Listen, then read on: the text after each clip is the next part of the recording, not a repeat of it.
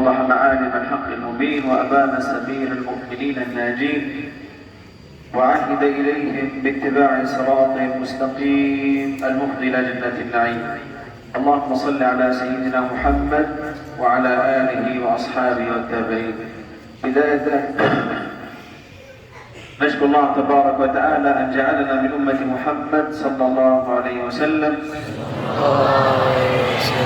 وجعلنا مسلمين، ونشكر الله تبارك وتعالى أن من علينا بهذه الزيارة وصلة الرحم إلى الشيخ عموما وهذا المعهد خصوصا. أسأل الله تبارك وتعالى أن يبارك في رئيس المعهد الأستاذ خير الأزهر، أسأل الله أن يبارك فيه وفي معهده، المعلمين المعلمات الطلاب الطالبات جميعا يا رب العالمين. Segala puji senantiasa adalah miliknya Allah Subhanahu wa taala. Selawat kepada Rasulullah sallallahu alaihi wasallam. Di antara nikmat yang sangat besar yang harus selalu kita syukuri, Allah masih menjadikan kita sebagai umat Nabi Muhammad. Ini adalah sebuah nikmat yang sangat besar. Dan Syekh juga mengucapkan syukur kepada Allah yang telah menggerakkan hatinya, yang telah memberinya taufik untuk menziarahi Aceh, khususnya Aceh Barat pada hari ini. Dan terlebih istimewa lagi, pada maghrib ini Allah telah menggerakkan dan memberikan taufik untuk Syekh untuk melangkah ke daerah Zudi Zainul Ulum. Semoga Zinatul Ulum, semoga Allah memberkahi kepada Walid pimpinan pesantren dan memberkahi para guru-gurunya dan memberkahi semua santriwan dan santriwatinya. Lihat bagaimana saya tahu nama ma'had ini, Ustaz tidak tahu nama ma'had. Masya Allah.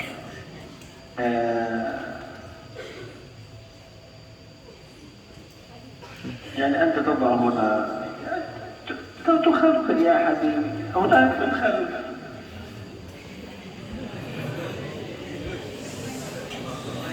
Bagus di belakang, bukan tiba-tiba di depan.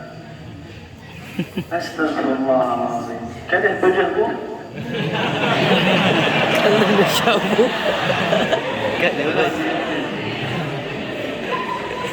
Harus ini hadiah surprise di belakang, bukan di depan. Ya, surprise.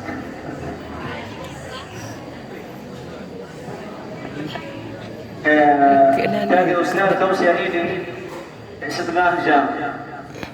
Ini tidak boleh setengah jam. Boleh setengah jam? Boleh. Tidak boleh. Mau berapa? Saya mau bertanya santri 2 jam. Tambah lagi 1 jam. Mana baki? Belit. Ya Ustaz, antum belit banget. Belit banget. 1 jam, 2 jam. Berapa? Akhwat, santriwati, berapa menit, berapa jam? 24 jam. 10 jam? Astagfirullahaladzim.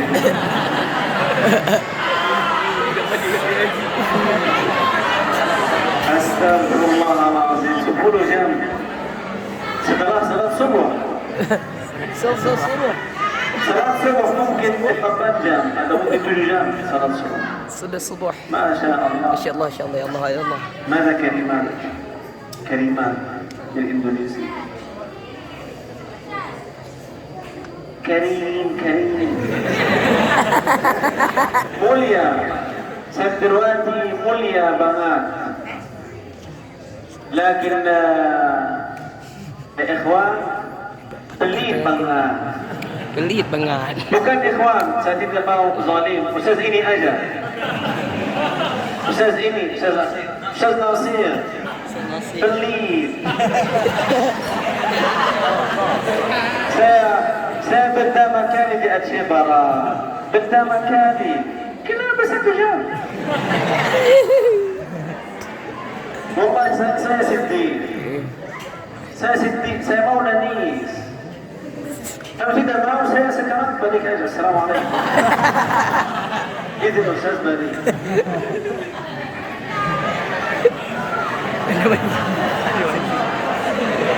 sebentar. أنا سأجعله يتندم أنه قال ساعة واحدة. سأجعله يتندم يشعر بالندم. Syekh mau membuat Ustaz menyesal karena dah bilang 1 jam. ما هي المشكلة التي بيني وبينك حتى تقول ساعة واحدة؟ Ada masalah apa Ustaz dengan Syekh sehingga bilang 1 jam? سبنتر أو أنك تغار مني لأنهم يريدونني. تغار مني. Atau mungkin Ustaz cemburu ya anak-anak. تقول أعتذر. Syekh mau antum bilang maaf. Silahkan Syekh 10 jam. تقول عفوا. يا mau berapa jam? Berapa jam Ustaz? 2 hari? 2 hari.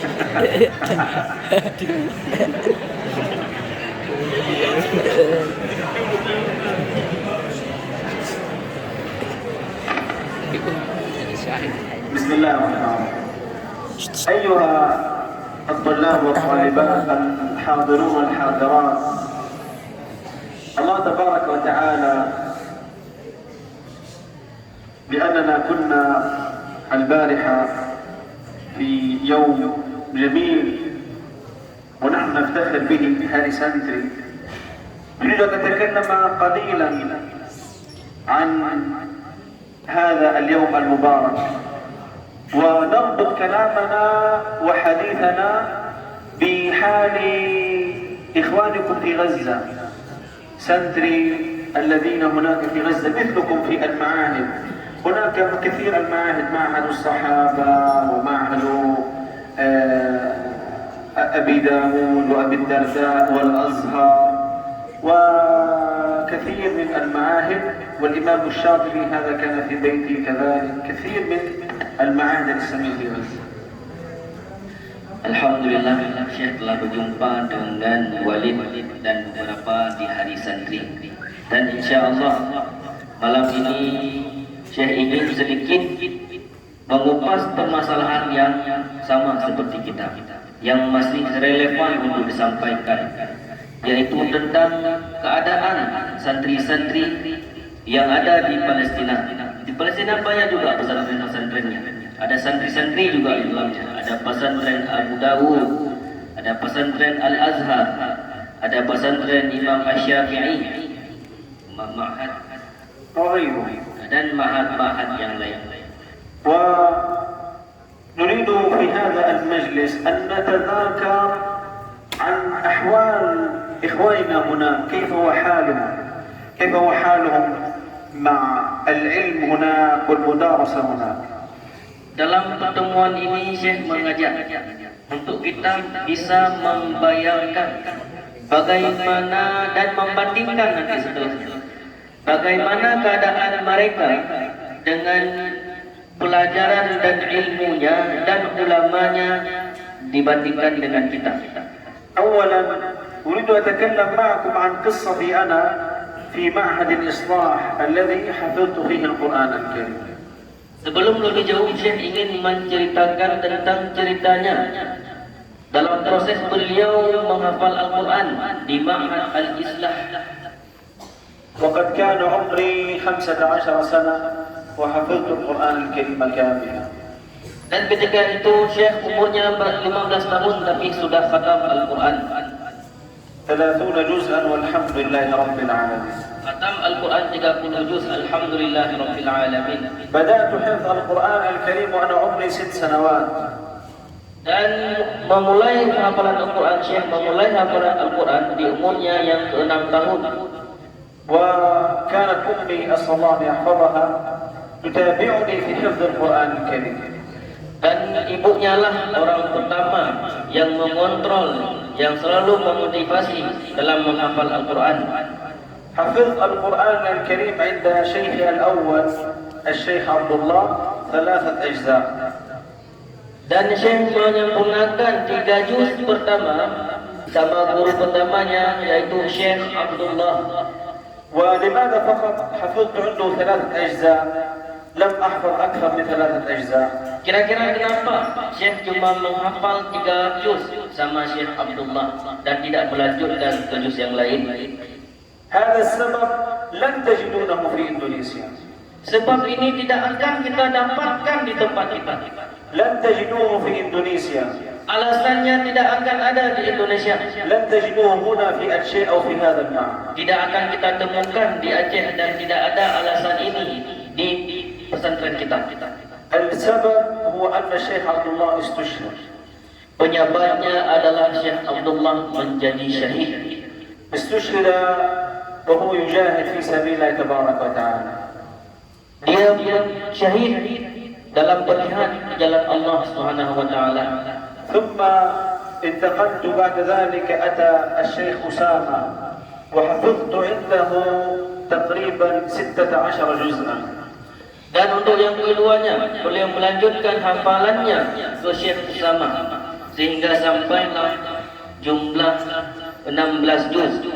وكان رفيقي ومعلمي ومثل والدي. Dan Syekh Usama ini adalah seorang guru yang sangat bersahabat, yang sangat dekat dan juga menjadi seperti orang tua yang selalu menguatkan, memberi nasihat. كان يعتني بي جيدا وكان يحب صوتي في القرآن جيدا ويعلمني الخطابة وأنا صغير.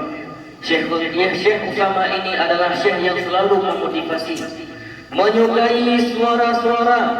Dia ngefans sama syekh kita karena bagus suaranya. وكان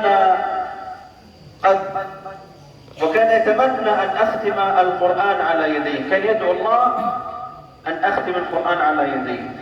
Syekh Usama ini selalu berdoa kepada Allah, semoga Syekh Said ini khatam Al-Quran bersamanya. لكن هذه الأمنية لم تتحقق. Akan tetapi cita-cita ini tidak terkabul, tidak terlaksana. لأن الشيخ أسامة أيضا استشهد في سبيل الله. Karena Syekh Usama pun selanjutnya menjadi orang syahid. تخيلوا أن يكون معك إنسان مثل الأب يعلمك القرآن، يدارسك القرآن، يحفظك القرآن، ثم هذا الشخص ينفصل عنك، يفترق عنك في هذه الحياة. Bayangkan ada seorang guru yang selalu bersama kita, yang cocok dengan kita, menjadi motivasi buat kita, seperti ayah buat kita. Akan tetapi lagi-lagi harus kita relakan. تألمت كثيرا لفراق الشيخ أسامة لأنني كنت قد كبرت في السن ليس مثل الشيخ عبد الله. تألمت كثيرا حتى أنني شعرت بحزن شديد ولا أستطيع إكمال حفظ القرآن الكريم. Dan di saat itu Syekh Said ini merasakan sangat terpukul, merasakan sebuah luka dalam hatinya, karena di saat itu umur Syekh Said sudah mulai besar, sudah mulai paham. Tidak seperti ketika dengan Syekh Abdullah, ketika itu Syekh Said masih anak-anak, dan ketika syahidnya Syekh Usama ini meninggalkan luka yang sangat dalam. لم أستطع أتحمل ذلك ولم أستطع إكمال حفظ القرآن الكريم غير أمي أوصتني وقالت لي شيخك كان يحبك كثيرا وكان يتمنى أن تحفظ القرآن الكريم كاملا فحقق له هذه الأمنية وأكمل حفظ القرآن الكريم. Syekh tidak bisa menerima kenyataan, tidak bisa menerima kenyataan bahwa Syekh Usama telah pergi dan Syekh kehilangan semangat dan motivasinya, hilang rasa ketika masa yang sama ketika masih bersama Syekh Usama, sampai ibunya yang menasihati Syekh bahwa sesungguhnya Syekh Usama ini pinginnya engkau menjadi penghafal Al-Quran. Walhamdulillah ya Rabbil Alamin, أكملت حفظ القرآن الكريم وجاهدت واجتهدت بفضل الله سبحانه وتعالى حتى أتممته وعمري 15 سنة. Dan alhamdulillah rabbil alamin, berkat dukungan dari seorang ibu juga, sampai umur 15 tahun Syekh menjadi orang yang berjihad dan telah mengkhatam Al-Quran 15 juz, 30 juz.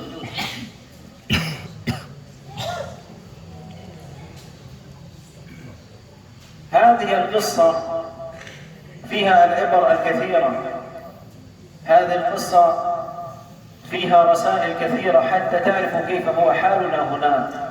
نحن نعيش في الموت، أرض جهاد، القصف منذ سنوات طويلة، ونحن نعيش هذا الحال بفضل الله سبحانه وتعالى، ولم يثنينا ولم يضعفنا هذا. Dan di dalam kisah ini banyak pelajaran, banyak hikmah, banyak pesan yang ada untuk kita. Bahwa saudara kita, syekh kita, hidup dalam keadaan diserang oleh musuh, hidup dalam keadaan sulit. Akan tetapi semua ini tidak membuatnya lemah, tidak membuat saudara kita di Palestina menjadi lemah, menjadi tunduk. Akan tetapi menjadi lebih kuat. 15 tahun bisa hafal 30 juz. وبفضل الله سبحانه وتعالى كنت خطيبا وإماما وعمري 17 سنة، والحمد لله أخدم وأجاهد بالكلمة في أكثر من 17 دولة إسلامية. Dan alhamdulillah di umur ke-17 tahun Syekh kita resmi menjadi imam dan dai di Gaza, dan sampai sekarang alhamdulillah berkat daripada fadilah Allah, Syekh telah menjadi dai lebih daripada 17 negara. لو أنني لمت من حفظ القرآن الكريم لما سافرت ولما خدمت أهل القرآن في تركيا وعمان وماليزيا وتايلاند وسنغافورة وإندونيسيا وغيرها من الدول. Seandainya Syekh berhenti ketika setiap kali gurunya syahid, maka mungkin hari ini beliau tidak pernah mengenal bepergian keluar daripada Gaza. Mungkin hari ini beliau tidak akan pernah tahu bagaimana Singapura, bagaimana Oman, bagaimana Qatar, bagaimana Turkiya, dan bagaimana Thailand dan lain-lain. وهذا كله بفضل الله سبحانه وتعالى والعزيمة والإرادة. وهذه رسالة لكم أن تكون لكم إرادة قوية ونية قوية في تعلم العلم وخصوصا القرآن الكريم. Semua ini adalah fadilah yang Allah berikan dan disebabkan oleh azam yang kuat, tekad yang kuat, dan fadilah Al-Quran. Maka dari pelajaran yang harus kita ambil, kita harus punya tekad yang kuat, keinginan yang kuat, pantang menyerah. Apalagi didukung dengan fasilitas yang memadai, guru yang siap mengajarkan kita. Ini pelajaran yang harus kita ambil dari saudara-saudara kita di Palestina. فالبيئة التي فيها المعاهد الإسلامية في غزة والبيئة التي فيها المدارس والمساجد في غزة هي بيئة صعبة، هي بيئة صعبة فيها القصف والحرب. ليس مثل هذه البيئة التي أنتم بها. أنتم في نعمة من الله سبحانه وتعالى، وكل أسباب الراحة وتعليم العلم كلها موجودة. Dan kondisi lingkungan yang dihadapi oleh saudara kita dan yang kita hadapi hari ini berbeda jauh. Kondisi situasi yang dihadapi saudara kita dalam kondisi bahaya, dalam kondisi bisa dibom kapan saja. Akan tetapi kita dalam kenikmatan dan kita lupa, bahkan tertidur, lupa bahwa kita dalam kenikmatan yang Allah coba.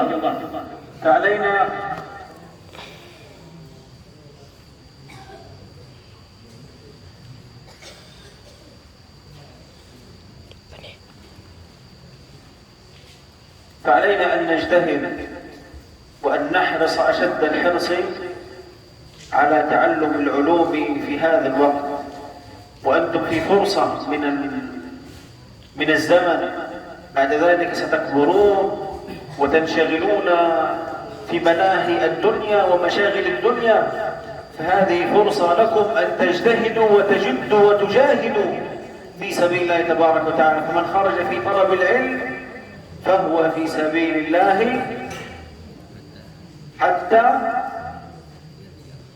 حتى من خرج في طلب العلم. من يكمل؟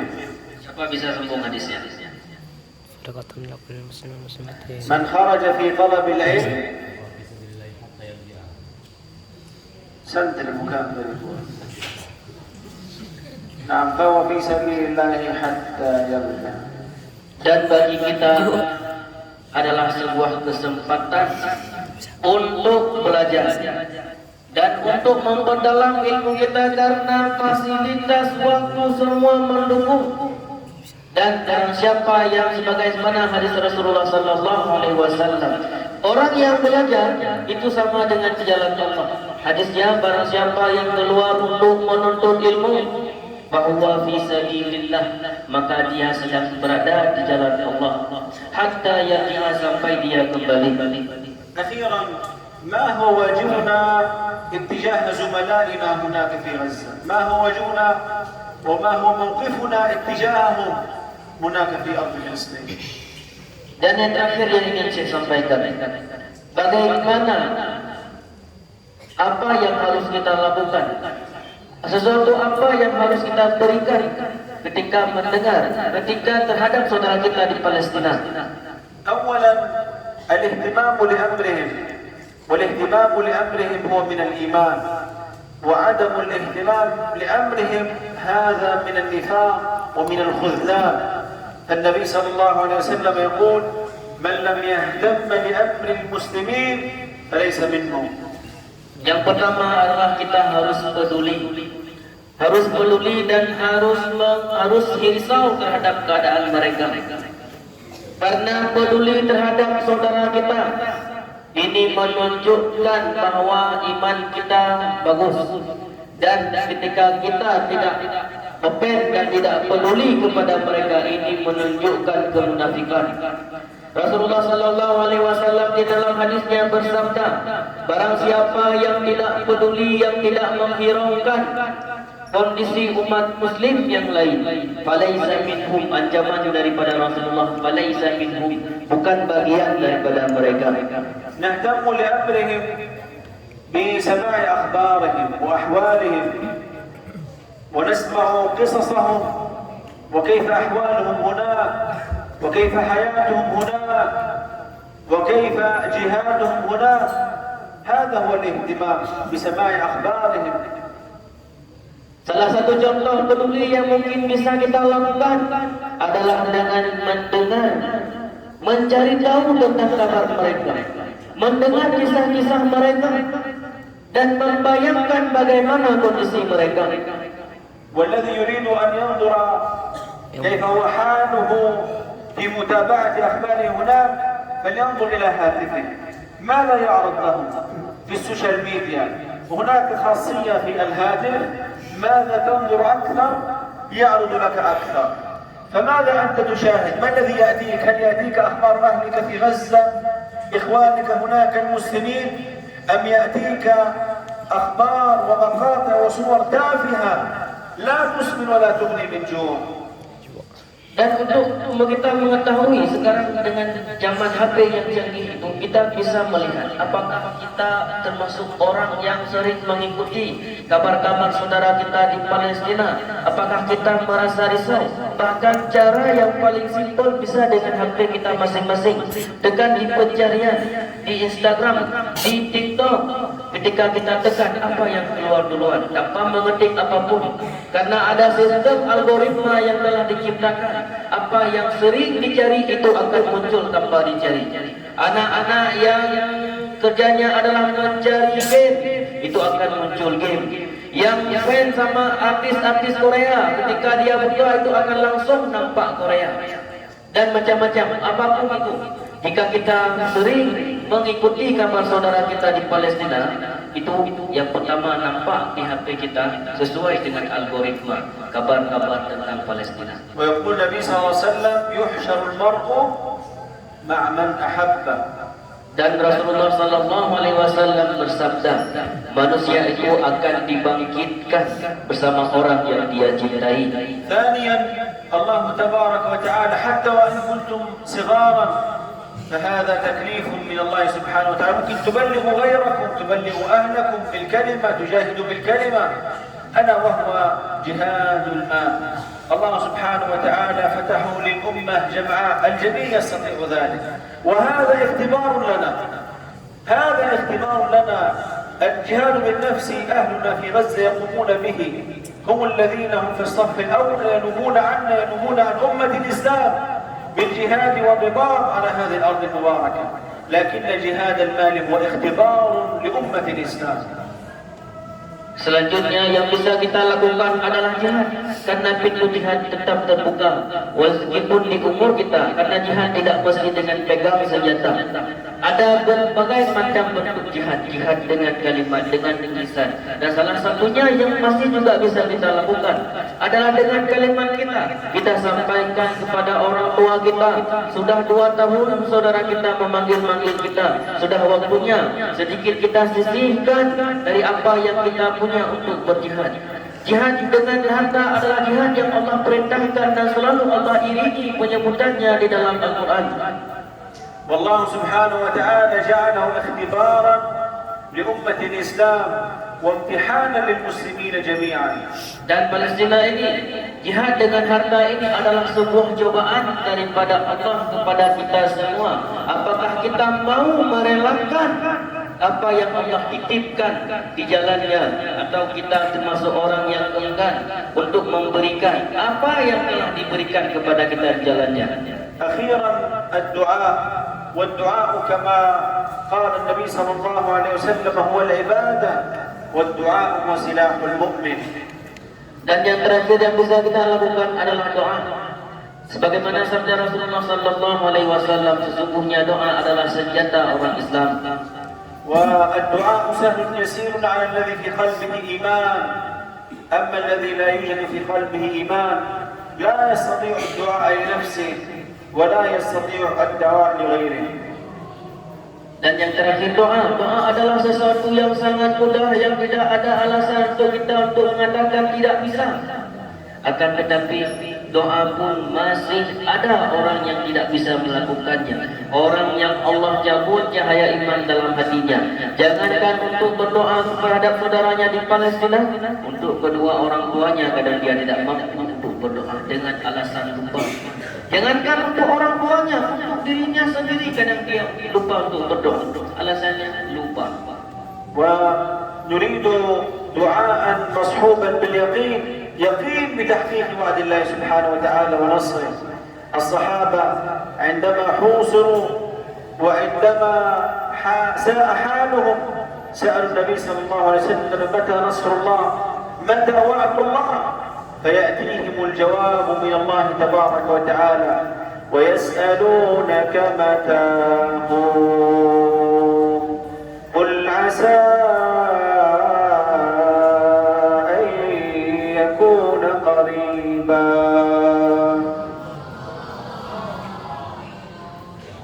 Dan doa yang kita panjatkan harus disertai dengan keyakinan bahwa Allah akan mengijabah doa-doa kita.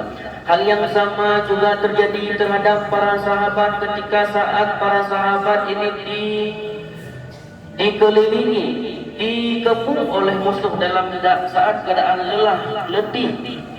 Mereka bertanya kepada Rasulullah, kapan ya Rasulullah kemenangan yang Allah janjikan? Lalu jawabannya tidak datang daripada Rasulullah, melainkan jawabannya langsung datang daripada Allah. Qul asa an yakuna qariban, katakan wahai Muhammad bahwa kemenangan yang Allah janjikan itu dekat. أسأل الله سبحانه وتعالى كما جمعنا بكم في هذا المعهد أن يجمعنا ربنا تبارك وتعالى في المسجد الأقصى المبارك بعد التحرير إن شاء الله. Sebagaimana Allah telah mengumpulkan kita di tempat yang penuh berkah ini, insya Allah Allah akan mengumpulkan kita di Masjidil Aqsa setelah Aqsa merdeka. Amin ya rabbal alamin. Barakallahu fiikum. جزاكم الله خيرا. اترككم مع الأستاذ إذا عنده بضاعة. Semoga keberkahan selalu bersama kita. Izinkan penerjemah Syekh untuk sedikit menyampaikan beberapa poin-poin. InsyaAllah guru kita Syekh Said Muhammad Halis di awal November akan bergerak menuju Mesir, yang selanjutnya akan menuju Rafah untuk menyerahkan bantuan dari kita orang Aceh yang kami kumpulkan dari Lamsa sampai Melabuh. Dan apa yang kita keluarkan untuk peperangan ini tidak dinamakan dengan sedekah, tidak disamakan dengan infak. Walaupun bisa dinamakan dan bisa diambil dari zakat untuk peperangan. Akan tetapi lebih spesifik Allah menjelaskan dalam Al-Quran, harta yang kita keluarkan untuk peperangan ini namanya jihad. Jihad fil amwal. Walaupun kita semampu kita berarti sebagai santri, tapi yang lebih penting kapan hari kunjungan di sini? Kunjungan hari apa? Kamis. Hari Ahad, siap Ahad. Ini yang paling penting, coba. Yang paling penting itu sampaikan kepada orang tua bahwa kita belum lepas dari jihad. Ada jihad yang Allah wajibkan kepada kita. Kita kadang lupa, kita kadang lalai, yaitu jihad dengan harta. Dan selalu Allah sebutkan di dalam Al-Quran, di dalam setiap perintahnya, wajahidu fi sabilillahi bi amwalikum wa anfusikum. Jihadlah engkau di jalan Allah dengan harta. Pertama Allah sebutkan, kemudian baru Allah sebutkan, dan jihadlah oleh kalian dengan jiwa kalian. Jihad dengan harta adalah jihad yang paling rendah. Jihad di bawah daripada jihad jiwa. Kita berjihad dengan harta kita 100.000, 200.000. Bisa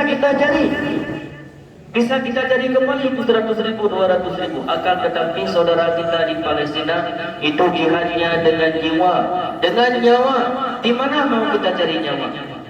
Saudara kita di Palestina, resiko ketika mereka berjihad jika tidak syahid itu akan cacat seumur hidup, hilang kakinya. Di mana mau kita beli kakinya? Saudara kita di Palestina ketika mereka berjihad, hilang bola matanya. Di mana mau kita cari mata pengganti? Akan tetapi bagi kita, jihadnya adalah dengan harta kita. 100.000, 200.000, 300.000, 1 juta, 10 juta, 20 juta masih bisa kita cari sebelum kita meninggal. Ini adalah sebuah perbandingan, masing-masing ini kembali ke dalam hati sendiri. Karena ketika perang Tabuk terjadi, jihad dengan harta ini menjadi sesuatu yang menjelaskan, yang memberikan kabar bahwa mana yang paling kuat imannya, mana yang rendah imannya, bahkan mana yang munafik. Orang munafik yang masa Nabi tidak pernah terbongkar, akan tetapi batasnya sampai perang Tabuk. Ketika perang Tabuk semua terbongkar. Siap untuk berjihad? Jihadnya dengan kalimat, dengan kata-kata. Ayah, sudah waktunya kita berjihad dengan harta kita, seikhlas sesuai kadar keimanan kita. InsyaAllah nanti kami titip nomor rekening sama guru-guru. InsyaAllah saya sama ustazahnya, sama gurunya juga kami titipkan.